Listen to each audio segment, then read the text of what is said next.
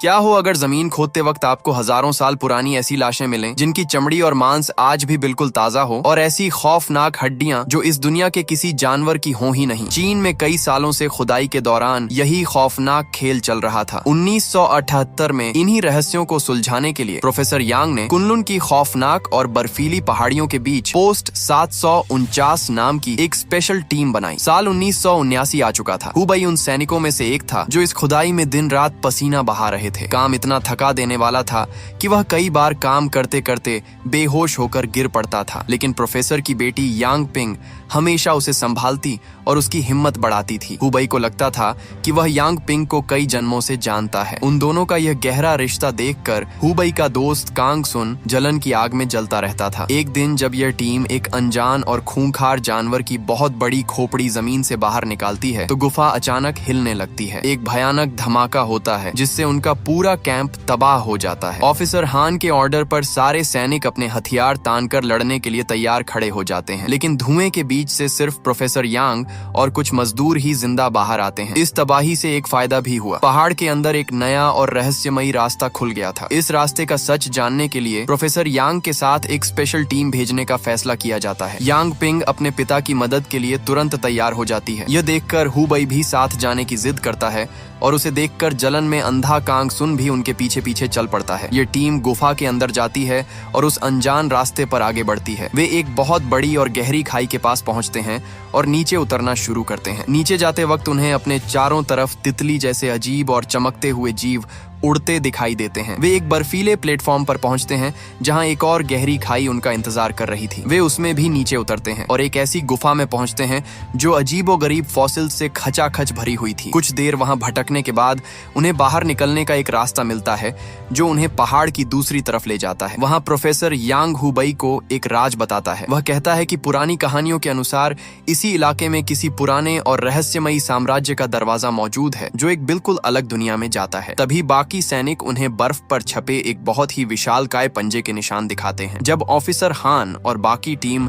पहाड़ के entry gate पर लोहे का दरवाजा लगा रहे थे, तब प्रोफेसर यांग और उसके आदमी उस रहस्यमयी जानवर को ढूंढने के लिए उन पंजों के निशानों के पीछे निकल पड़ते हैं। लेकिन रास्ते में उनका सामना सबसे पहले उन उड़ने वाले छोटे जीवों से होता है जो उन्हें गुफा में चमकते हुए दिखे थे। जब वे उन्हें पास से देखते हैं तो उनके होश उड़ जाते हैं। वे कोई तितली नहीं बल्कि बेहद अजीब और खौफनाक चमगादड़ थे। जब तक वे कपड़ों पर बैठते तब तक कोई खतरा नहीं था, लेकिन एक सैनिक गलती से एक चमगादड़ को अपने नंगे हाथ से पकड़ लेता है। यह उसकी जिंदगी की सबसे बड़ी और आखिरी गलती साबित होती है। पलक झपकते ही उस सैनिक के शरीर में नीले रंग की भयानक आग भड़क उठती है और चंद सेकंड में ही वह इंसान जलकर सिर्फ एक हड्डियों का ढांचा बन जाता है। देखते ही देखते पूरी टीम मौत के उन चमगादड़ों से घिर जाती है। अपनी जान बचाने के लिए सैनिक उन पर अंधाधुंध गोलियां बरसाने लगते हैं, पर फिर भी उनके कई साथी उस खौफनाक नीली आग में जलकर राख हो जाते हैं। गोलियों की इस भयानक आवाज से वह विशाल जानवर तो घबराकर भाग जाता है, लेकिन उसके भारी शरीर के मुड़ने से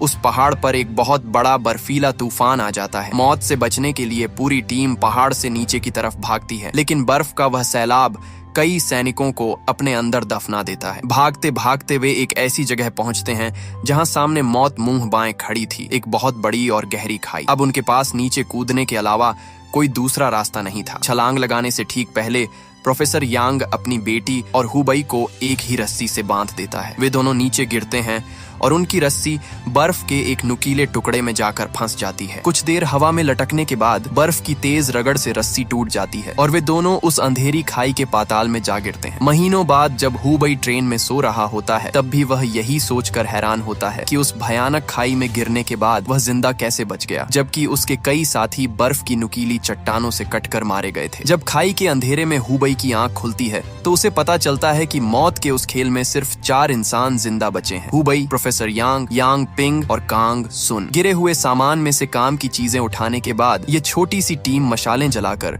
उस खौफनाक अंधेरे में आगे बढ़ती है। चलते चलते वे एक बहुत बड़ी गुफा में पहुंचते हैं। वहां बीचों बीच एक बहुत ऊंचा टावर खड़ा था और उसके चारों तरफ पुराने खंडहर बिखरे थे। प्रोफेसर यांग की आंखें चमक उठती हैं। वह इसे कुनलुन का पवित्र महल कहता है। कहानियों के मुताबिक उस टावर में 9 मंजिलें थीं, जहां सदियों पुराने खूंखार राक्षसों और शैतानों को कैद किया गया था। प्रोफेसर यांग अपनी पूरी जिंदगी इसी टावर को खोज रहा था। वह एक पुरानी वेदी के पास घुटनों के बल बैठता है और वहां एक मोमबत्ती जलाता है। जैसे ही आग जलती है, एक अजीब और लंबी ज्वाला उठती है। इस रोशनी को देखकर वहां हजारों चमगादड़ इकट्ठा हो जाते हैं और वह पूरा टावर एक खौफनाक लाल रोशनी से नहा उठता है। प्रोफेसर यांग को पूरा यकीन था कि सिर्फ हुबई और उसकी बेटी ही उस शैतानी टावर का दरवाजा खोल सकते हैं, और जब वे दोनों एक दूसरे का हाथ पकड़कर दरवाजे की तरफ बढ़ते हैं तो प्रोफेसर का यकीन सच हो जाता है। वह भारी दरवाजा खुद ब खुद खुल जाता है और एक अजीब सी रोशनी से चमकने लगता है। टावर के ऊपर से एक तेज रोशनी आसमान की तरफ जाती है, जो न जाने कितनी आत्माओं को अपनी तरफ बुलाने लगती है। लेकिन मौत का यह खेल अचानक तब रुक जाता है जब कांग सुन आगे बढ़कर उस मोमबत्ती को बुझा देता है। उसे शैतानों का यह दरवाजा खोलने का प्रोफेसर का पागलपन बिल्कुल भी मंजूर नहीं था। गुफा अब तेजी से ढहने लगी थी। गिरती हुई भारी चट्टानों और पीछे आ रहे मौत के चमगादड़ों से बचने के लिए वे लोग पागलों की तरह भागते हैं। कांग सुन अपने साथियों की जान बचाने के लिए खुद की कुर्बानी दे देता है। वह उन नीली आग वाले चमगादड़ों के बीच कूद जाता है। मरते वक्त उसके शरीर में एक भारी धमाका होता है, जिससे वह अपने साथ बहुत सारे चमगादड़ों को भी मार गिराता है। फिर भी कई चमगादड़ बच निकलते हैं और बचे हुए तीनों इंसानों के पीछे पड़ जाते हैं। भागते भागते उन्हें बाहर जाने का एक रास्ता मिलता है, जो उन्हें एक विशाल झरने के पीछे मौजूद एक ऊंची चट्टान पर ले जाता है। लेकिन मौत उनका पीछा नहीं छोड़ती और चमगादड़ वहां भी आ जाते हैं। जब हुबई मशाल से उन्हें भगाने की कोशिश करता है तो एक चमगादड़ उसे काट लेता है। पलक झपकते ही उसके कंधे पर वह खौफनाक नीली आग भड़क उठती है। आग बुझाने के लिए यांग पिंग तुरंत उसे चट्टान से धक्का देकर नीचे पानी में गिरा देती है, और फिर वह और प्रोफेसर भी जान बचाने के लिए पानी में कूद जाते हैं। पानी के अंदर हुबई और यांग पिंग एक दूसरे का हाथ पकड़ लेते हैं, लेकिन तभी एक बहुत बड़ा और खूंखार मॉन्स्टर वहां आता है और उन्हें अलग कर देता है। वह मॉन्स्टर यांग पिंग को अपने खौफनाक जबड़े में दबाता है और अंधेरे में गायब हो जाता है। यांग पिंग को खोने के बाद हुबई पूरी तरह टूट जाता है। वह तैर कर बाहर आता है और उस जमा देने वाली ठंड में किसी तरह अपने बेस कैंप पहुंचता है। वहां ऑफिसर हान उसे एक बुरी खबर देता है। वे बताते हैं कि उन्हें टीम के सभी लोगों की लाशें मिल चुकी हैं, सिवाय यांग पिंग और प्रोफेसर के। इसका मतलब था कि उस खौफनाक सफर से जिंदा लौटने वाला हुबई इकलौता इंसान था। हिम्मत हारकर हुबई अपने घर लौटने का फैसला करता है। ट्रेन के सफर में उसे बार बार अपना मरा हुआ दोस्त कांग सुन अपने पास बैठा नजर आता है। जब उसका यह वहम टूटता है तो वह दुख से भर जाता है। हुबई एक छोटे स्टेशन पर उतरता है जहां उसका नया बॉस मिस्टर वांग उसे लेने आता है। हुबई अब मिस्टर वांग की लाइब्रेरी में काम कर रहा था। एक दिन मिस्टर वांग उसे खाना खिलाने एक रेस्टोरेंट में ले जाते हैं। वहां हुबई अपने बचपन के दोस्त वांग कैक्सुआन को काम करते देखकर पूरी तरह चौंक जाता है। हुबई को शक होता है कि मिस्टर वांग का उसे इस रेस्टोरेंट में लाना कोई इत्तेफाक नहीं था। लाइब्रेरी में काम करते हुए हुबई के हाथ प्रोफेसर यांग की रिसर्च की एक पुरानी किताब लगती है। उस किताब में उसी खौफनाक टावर की तस्वीर बनी थी। यह देखते ही हुबई का दिमाग घूम जाता है। उसे समझ आ जाता है कि उस शैतानी टावर का दरवाजा खोलना ही प्रोफेसर का इकलौता मकसद था, और प्रोफेसर को हमेशा से मालूम था कि यह काम सिर्फ हुबई और यांग पिंग ही कर सकते हैं। इसी बीच पोस्ट 749 पर खोजकर्ताओं के हाथ बर्फ के नीचे दबा एक ताबूत लगता है, जिसके अंदर एक जिंदा औरत मौजूद थी। वह हुबहू यांग पिंग जैसी दिख रही थी, लेकिन अपना नाम शर्ली बता रही थी। उसके पास कुछ अजीब और रहस्यमयी शक्तियां थीं, जिन पर उसका अपना कोई कंट्रोल नहीं था। सबसे हैरानी की बात यह थी कि उसे यांग पिंग के बारे में कुछ भी याद नहीं था। खतरे को देखते हुए वे लोग उसे एक कमरे में बंद कर देते हैं और उस पर कड़ी नजर रखते हैं। उधर हुबई लाइब्रेरी में प्रोफेसर यांग की लिखी और भी किताबें ढूंढ निकालता है। अपने दोस्त वांग कैक्सुआन की मदद से वह उन पुरानी कहानियों में पूरी तरह डूब जाता है और महीनों तक उन्हें पढ़ता रहता है। उसे एक चौंकाने वाला सच पता चलता है कि शैतानों की दुनिया में एक इंसानों जैसी प्रजाति रहा करती थी, जो सैटर्न यानी शनि ग्रह से आई थी। वे शैतानों और इंसानों दोनों के वारिस थे और वह खौफनाक टावर उन्हीं की छोड़ी हुई निशानी थी। करीब 10,000 साल पहले वह प्रजाति इस दुनिया से खत्म हो गई थी, क्योंकि इंसानों ने खुद को शैतानों के कंट्रोल से आजाद कर लिया था। लेकिन हुबई का दिमाग अभी भी कुछ सवालों में उलझा था। आखिर वो और यांग पिंग ही उस टावर को क्यों खोल सकते थे? प्रोफेसर का उसे खोलने के पीछे असली मकसद क्या था? और सबसे बड़ा सवाल, ये किताबें चुपके से उस तक कौन पहुंचा रहा था? वक्त बीतता है और 3 साल बाद 1985 में ऑफिसर हान को एक ऐसी खबर मिलती है जिससे वह पूरी तरह शॉक रह जाता है। उसकी टीम ने प्रोफेसर यांग को पहाड़ियों की एक गुफा में जिंदा खोज निकाला था। इसी बीच पश्चिमी चीन के ऑयल सिटी शहर पर अचानक उन विशाल और खूंखार मॉन्स्टर जानवरों का एक बहुत बड़ा हमला हो जाता है। वे जानवर अपने रास्ते में आने वाली हर चीज को तबाह कर देते हैं और उनके पीछे सिर्फ लाशें और इमारतों के खंडहर बचते हैं। प्रोफेसर यांग ऑफिसर हान को बताता है कि यह भयानक तबाही उसी टावर का दरवाजा खोलने का नतीजा है। वह सच का पता लगाने के लिए खुद उस इलाके की तरफ रवाना हो जाता है। दूसरी तरफ इन अजीब घटनाओं का असर हुबई पर भी होता है। उसके कंधे का वो पुराना जख्म फिर से ताजा हो जाता है और उसे भयानक दर्द देने लगता है। जब वह इलाज के लिए डॉक्टर के पास जाता है तो उसका नाम मिलिट्री के सिस्टम में दर्ज हो जाता है। इस तरह ऑफिसर हान को आखिरकार उसकी सही लोकेशन मिल जाती है। एक दोपहर हुबई की पीठ का दर्द इतना ज्यादा बढ़ जाता है कि अचानक उसके शरीर से वही खौफनाक नीली आग बाहर निकलने लगती है। हुबई के अंदर सोई हुई रहस्यमयी शक्तियां अब जाग चुकी थी। उसकी ताकत से लाइब्रेरी का सारा फर्नीचर अपने आप हवा में तैरने लगता है। तभी मिस्टर वांग वहाँ आ जाते हैं। ये सब देखकर वे जरा भी शॉक नहीं होते, बल्कि बहुत आराम से हुबई को समझाते हैं, उस चमगादड़ के हमले ने तुम्हारे खून में एक शैतानी ताकत मिला दी है। ये तुम्हें शक्तियां तो दे रहा है, लेकिन यही ताकत तुम्हें धीरे धीरे नर्क की तरफ भी खींच रही है। हुबई हैरान था कि मिस्टर वांग को ये सब कैसे मालूम है। तभी मिस्टर वांग अपनी रहस्यमयी शक्तियों का जादू दिखाते हैं और देखते ही देखते उस पूरी लाइब्रेरी को एक बहुत पुरानी टूम में बदल देते हैं। वह हुबई के सामने रिवील करते हैं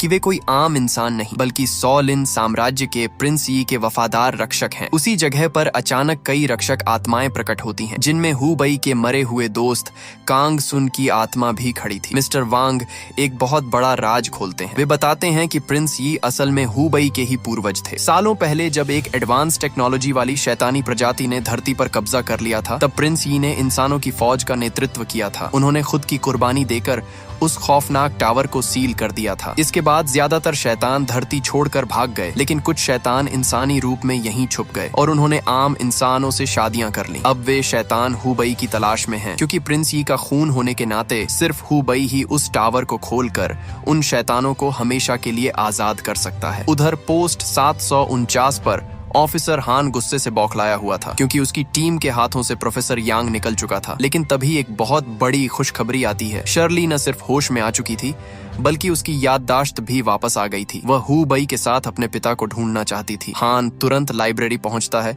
और हुबई को साथ चलने के लिए मनाता है। मौत के उस पुराने मंजर को याद करके हुबई साफ मना कर देता है, पर जैसे ही उसे शर्ली के जिंदा होने का पता चलता है, वह तुरंत तैयार हो जाता है, क्योंकि यांग पिंग की याद उसे अंदर ही अंदर खा रही थी। मिस्टर वांग उसे चेतावनी देते हैं कि शैतान उसे पकड़ने के लिए जाल बिछा चुके हैं, लेकिन हुबई को सच जानना था कि यांग पिंग दोबारा जिंदा कैसे हुई। इसके अलावा उन खूंखार मॉन्स्टर्स ने अब प्रिंस की कब्र पर भी हमला कर दिया था, इसलिए इस मुसीबत को जड़ से काटना बहुत जरूरी हो गया था। हुबई अपने जिगरी दोस्त वांग कैक्सुआन को साथ लेता है और लाइब्रेरी से निकल पड़ता है। उत्तरी चीन पहुंचने पर वे उस टीम से मिलते हैं जो प्रोफेसर को ढूंढने जा रही थी। इस टीम में चेन डोंग, काओ वेईवेई नाम की एक लड़की, हथियारों से लैस सैनिक और खुद शर्ली मौजूद थी। यांग पिंग की शक्ल वाली शर्ली को देखकर हुबई अपने आंसू नहीं रोक पाता, लेकिन शर्ली उसके जज्बातों की कद्र नहीं करती। वह बहुत रूखेपन से बात करती है और कहती है कि उसे यांग पिंग नहीं, सिर्फ शर्ली कहा जाए। यह पूरी टीम ऊंटों पर सवार होकर उस खौफनाक रेगिस्तान में आगे बढ़ती है। कुछ दिन तो सफर शांति से कटता है, लेकिन फिर अचानक आसमान काला हो जाता है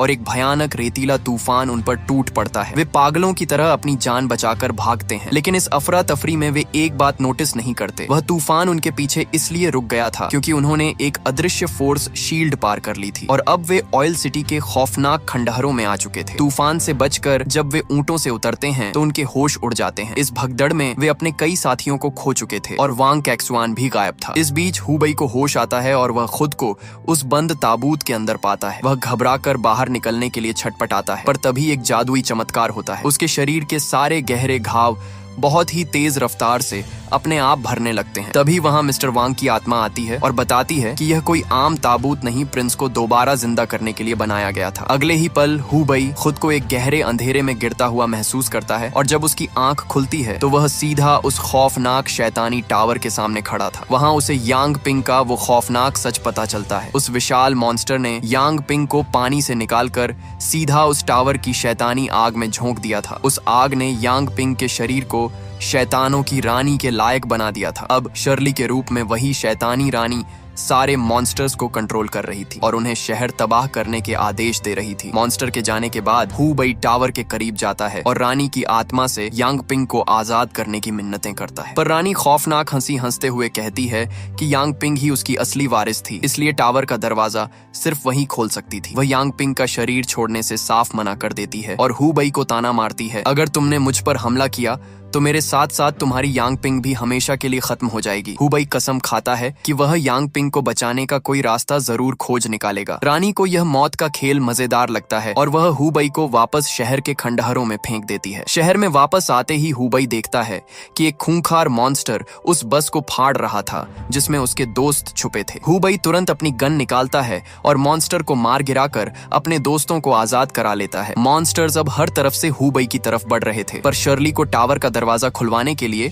हु बई का जिंदा रहना जरूरी था, इसलिए वह खुद उसे बचाने कूद पड़ती है। वह अपनी रहस्यमयी शक्तियों से एक भारी कार हवा में उठाती है और उन मॉन्स्टर्स पर दे मारती है, जिससे घबराकर वे पीछे हट जाते हैं। लेकिन अब हालात बेकाबू हो चुके थे। मॉन्स्टर्स चारों तरफ से उन पर टूट पड़ने वाले थे। चेन डोंग किसी मॉन्स्टर का खाना बनने के बजाय सम्मान की मौत चुनता है और अपनी गन अपनी ही कनपटी पर रख लेता है। इसी सबसे दर्दनाक मोड़ पर हु बई शर्ली की आंखों में झांकता है। उसे समझ आ जाता है कि उसकी मासूम यांग पिंग अब हमेशा के लिए खत्म हो चुकी है और अब वह कभी लौट कर नहीं आएगी। आंसुओं और भारी मन के साथ हु बई अपनी गन तानता है और शर्ली के सीने में एक के बाद एक 3 गोलियां उतार देता है। गोलियां लगते ही एक भयानक जादू टूटता है। शहर के सारे मॉन्स्टर्स पल भर में धुएं की तरह हवा में गायब हो जाते हैं और वह खौफनाक शैतानी टावर एक जोरदार धमाके के साथ पूरी तरह ढहकर राख हो जाता है। जादू टूटते ही उसका शरीर वापस यांग पिंग के रूप में बदल जाता है। अपनी यांग पिंग को इस हालत में देखकर हु बई फूट फूट कर रोने लगता है, लेकिन तभी चमत्कार होता है। यांग पिंग की सांसें लौट आती हैं और वह मुस्कुराते हुए कहती है कि वह आखिरी बार उसे देखकर बहुत खुश है। हु बई तुरंत उसे अपनी गोदी में उठाता है